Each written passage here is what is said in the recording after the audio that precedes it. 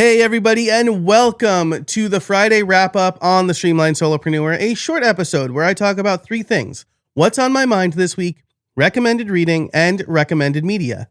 This is the show that helps you automate your business so you can take time off worry-free. And hopefully this curation will help you think more about your systems.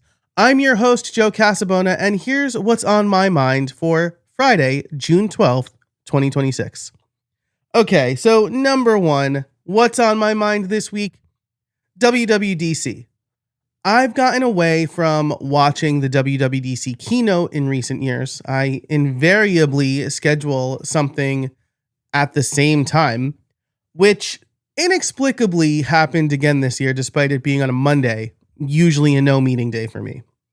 But the coverage is so good that I don't feel like I'm missing out on anything, and I can usually get the highlights from places like Six Colors and Mac Stories and David Sparks without the kind of self-aggrandizing that Apple does. And maybe some of that self-aggrandizing is deserved. They're very good at what they do. But if I have to hear this is the best version of iOS we've ever released, again, I'm going to do something terrible to myself. So this year, Siri was the benefactor of a huge update.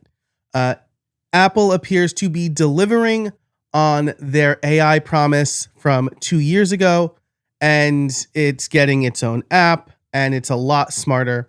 I installed the macOS beta on my laptop, which is my B machine, and the iPad OS beta on my iPad. I will reserve installing the iOS 27 beta on my iPhone until probably after I take this trip in July. I just don't like having beta software when I'm somewhere unfamiliar. But this one does look a lot more stable than betas of years past.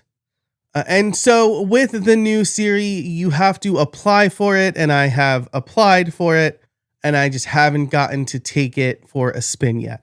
But from the demos I've seen, it's definitely a lot better. Way more aware of context. You can ask it continuing questions, and you can ask it vague questions like, what's the weather going to be like where I'm going to be this weekend? And it will look at your calendar, get the location for the weekend, and give you the weather. I think that is super neat. My biggest question is one that many other users, creators, pundits have. How well will the new Siri work with apps other than the defaults? Sure, it's going to work great with Apple Calendar, Notes, Reminders, probably Mail, but I use Fantastical, Obsidian, Todoist, and MimeStream.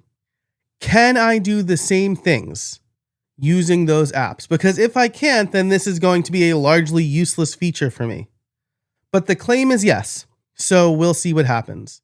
And I know I'm a pretty Apple ecosystem heavy user here. It's what I use. I am genuinely excited for this iteration of Siri because it is what I use. But I also think it's the right application for AI. Apple has always taken a measured approach when they do things. Some people don't like that. Some people feel that's why Apple is behind in the AI wars. But I will definitely take their approach over the insecure flailing that Dario Amodei does when claiming that AI is going to run the world tomorrow and Claude is so amazing, maybe we should slow down, and also, hey, check out my upcoming IPO.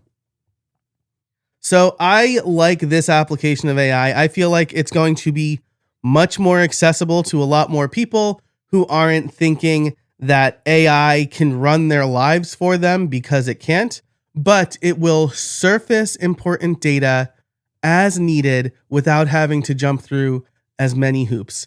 To quote my own personal AI philosophy, it is a computer program doing computer program things really, really well. So I am excited for that. That is what's on my mind. I don't cover Apple too much these days. I wish I covered it more sometimes, but I'm not sure if I'm going to give you hot takes on Siri and the new app and the new operating system. Lots of people do that way better than me. So we'll just see. If there's something really interesting, I'll end up writing about it. But don't check out Mac Stories and the links in the show notes for actual coverage of WWDC and the betas and everything that's going to be happening from here until September when the new operating systems come out. Okay, so moving on to recommended reading. This story is absolutely insane. This is the story of Reckless Ben on YouTube, Ben Schneider, versus Bricks and Minifigs. This is a story I've been obsessed with for the past week or so. Basically, a man named Brian consigned his dad's massive Star Wars Lego collection. Some say it's worth over $200,000. It's the biggest Star Wars Lego collection in the world. He consigned it to a Bricks and Minifigs franchise in Oregon, basically saying, these Lego are still mine until you sell them, and then you get a cut of what you've sold. And this is an agreement that Brian entered into with Bricks and Minifigs.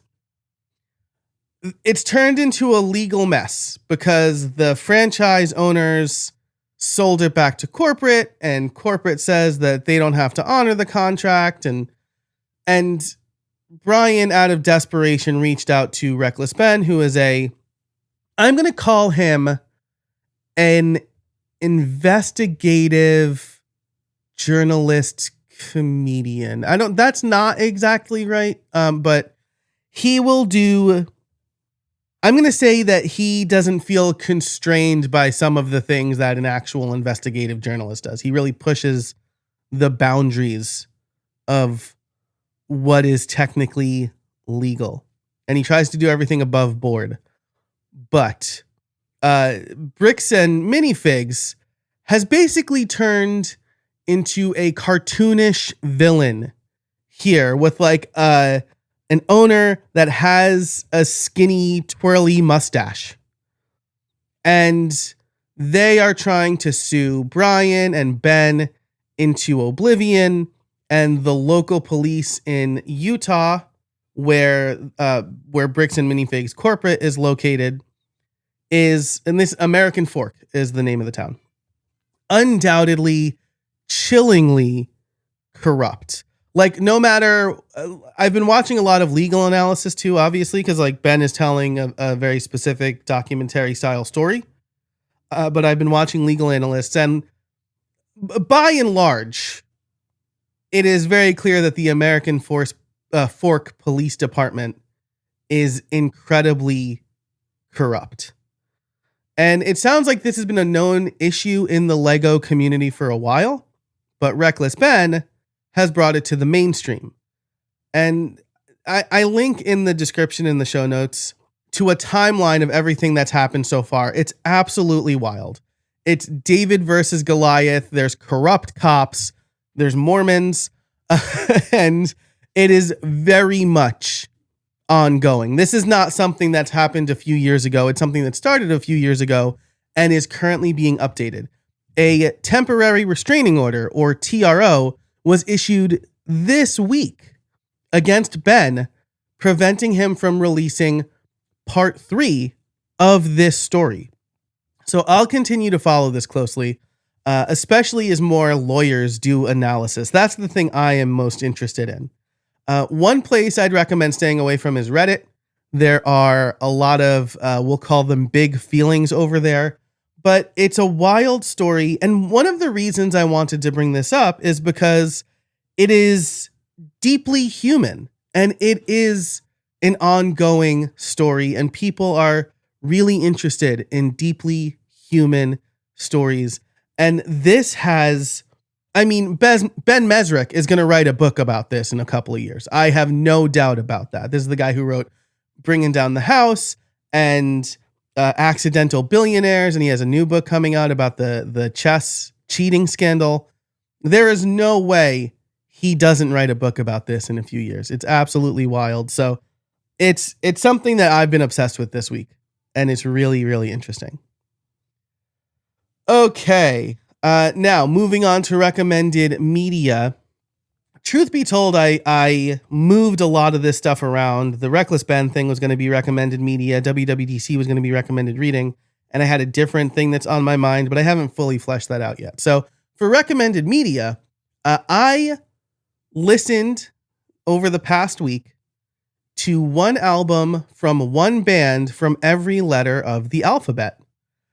I decided to do this because I realized that I was listening to music, a playlist I made, and it went from Fall Out Boy to the Gaslight Anthem. And so I decided to see if I could do this for the entire American English alphabet.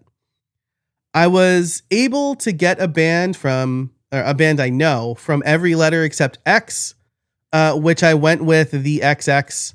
You've probably heard the song Intro from, I think, their debut album. It's in a lot of places, movie and TV soundtracks.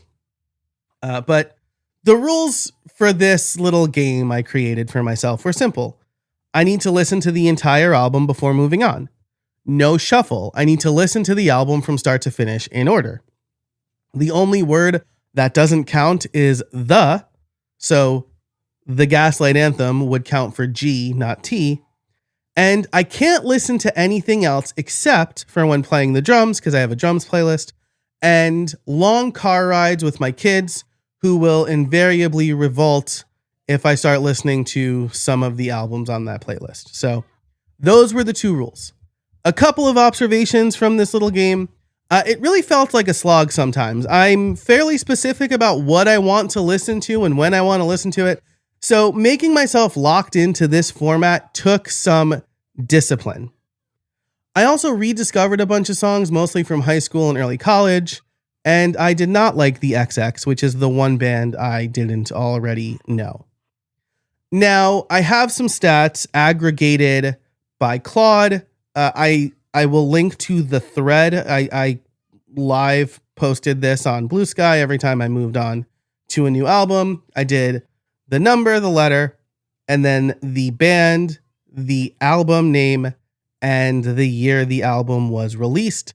I am very proud of myself because I was within a year of knowing the release year of every album, which I'm very impressed with myself about. But anyway, so most common genre, pop, punk / emo. No surprises there. Most common year was a tie. There were 4 albums each from 2003 and 2005. I think 2003 makes a lot of sense. I was 18. It was my last year of high school. 2005, really interesting. I turned 20. There were a lot of different music was being introduced to me, but I still had that pop punk emo feel. The outlier year was 1981. I picked Queen's Greatest Hits. I don't know if that's cheating. That wasn't a rule though. So it was their 1981 Greatest Hits album. The full year range was 1981 to 2015. So no albums that came in the last 10 years. And the most common 3-year range, which you could imagine because I had 2 of the most common years, 2003 to 2005, with 2000 to 2002 coming in close second. I will link to the entire playlist with all of the albums in Apple Music and Spotify. All right, now before I move on to wrapping this thing up, I do want to mention a free workshop I'm doing. So if you are wondering how with all of the other content I'm doing, and I don't know if you heard my kids running around in the background, they're upstairs, but they were being very loud. If you want to know how I still put this weekly show together, despite everything else I'm doing, if you want a behind the scenes look at this, I am doing a free workshop with Ecamm on June 25th and 26th. It's a 1 hour it's 1 hour each day for 2 days. Most people I talk to want to use AI as part of their content creation process to make the production faster. But faster isn't better, it's just faster. The real problem is that we have so much to do that we need to prioritize certain things and find shortcuts for other things. But if you can find the right shortcuts, you will have the time and space to create authentic content that helps your audience connect with you. So in this workshop, I'm going to look at everything, walk through everything I do to produce the Friday wrap-up. I barely use AI, and I can produce an episode in about an hour. You will learn my 3 favorite functions of Ecamm, how to storyboard in Ecamm so you don't have to edit much, how the Stream Deck can help you level up even more, and what to do when you do need to trim the fat in post-production. So you can head over to ecamm.com/Joe. I cannot believe they gave me that URL. And it will show you what I love about Ecamm, and it also links to my free workshop. So ecamm.com/Joe. Check it out. Register for free. It's going to be a good time.